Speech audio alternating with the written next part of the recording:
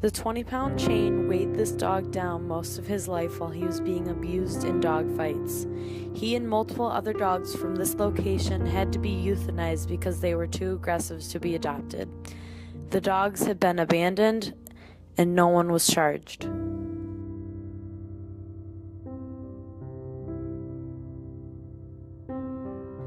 Clyde was attacked by another dog in his yard and was left untreated for weeks. When he was rescued, his wounds were too infected, and he had to be humanely euthanized. The other dog that attacked him was so aggressive, they had to put him down as well. The owner of the dogs was fined, but served no jail time.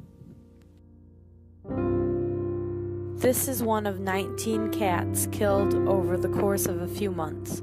A teenage boy was charged with all 19 counts of animal cruelty, only to later be dropped.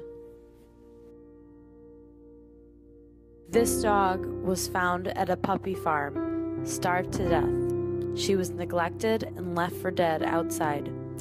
The owners only had to pay a fine.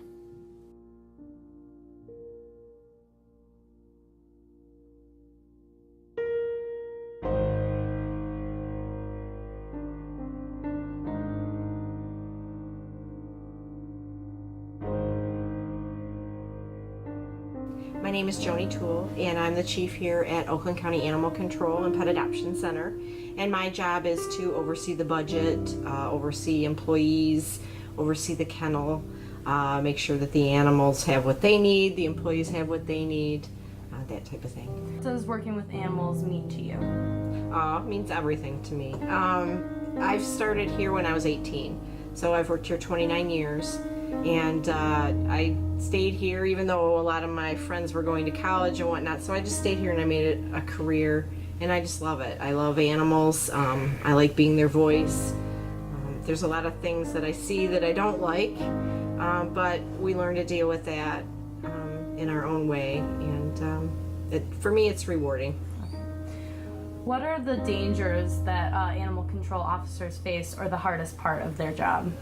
The dangers for the animal control officers are basically the public. There's a lot of people out there that we come in contact with, that police departments come in contact with. And we don't have a lot of the information that the police departments would have. So we're coming up to the door cold, and we're going to talk to these people about their animal maybe running at large, or maybe their animal's too thin. So we never know what we're going to get. There's also the danger of the animal itself, if it's protective in its yard. Of course, most animals are in that scenario, so you're entering their domain, and a lot of times they don't like that. Is it hard to prosecute animal abusers, in your opinion? I think there's the definitions are blurred, I think. What I see a lot of is animals that probably need to be put to sleep. The owners can't let go.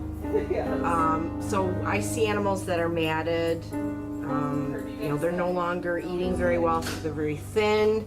They may have a skin problem, but the owners just can't bring themselves to euthanize the animal. Now, in some eyes, that would be animal abuse. Should we prosecute that? That's a good question.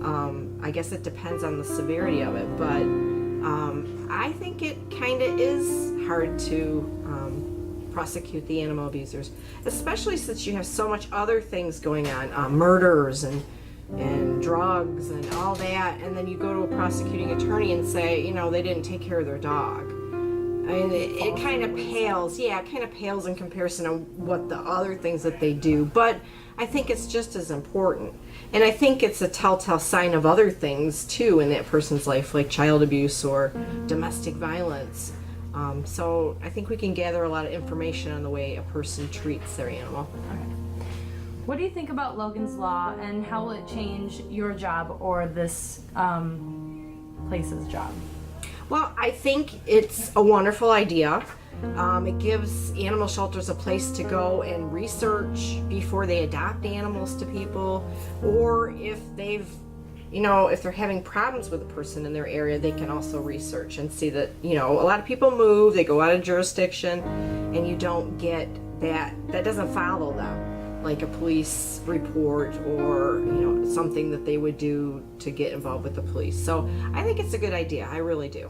And within the state laws, as long as it has food, water, and shelter, there's really nothing we can do. I think education is the best. And the reason I say that is we get a lot of calls on animals in cars in the summer, animals outside in the winter.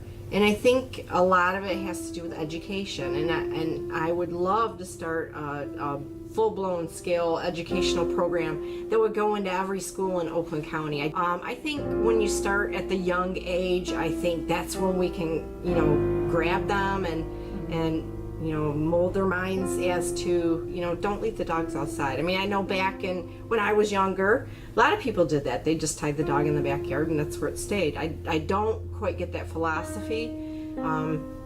It's not even part of your family then. It's just kind of something outside.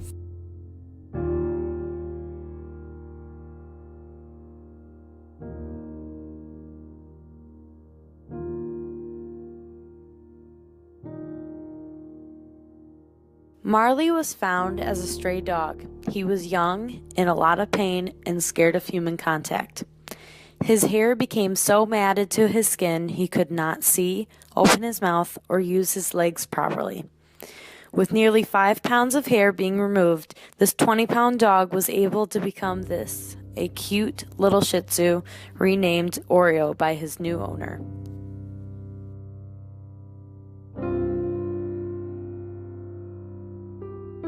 Diggity was neglected by his owners to the point of emaciation, while their other dogs were well fed.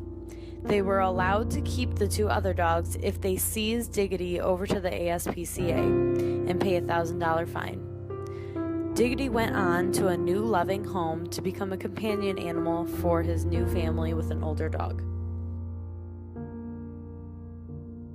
Clyde's sister was named Bonnie. She was unharmed by the bigger dog that had attacked her brother, and she had a perfect temperament, and she was quickly adopted by a new family.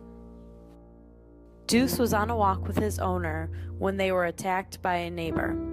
The neighbor went into the house and grabbed a weapon and hit Deuce in the face with a machete. The person was convicted of animal cruelty, among other charges. Deuce completely recovered with only a smooth scar across his face.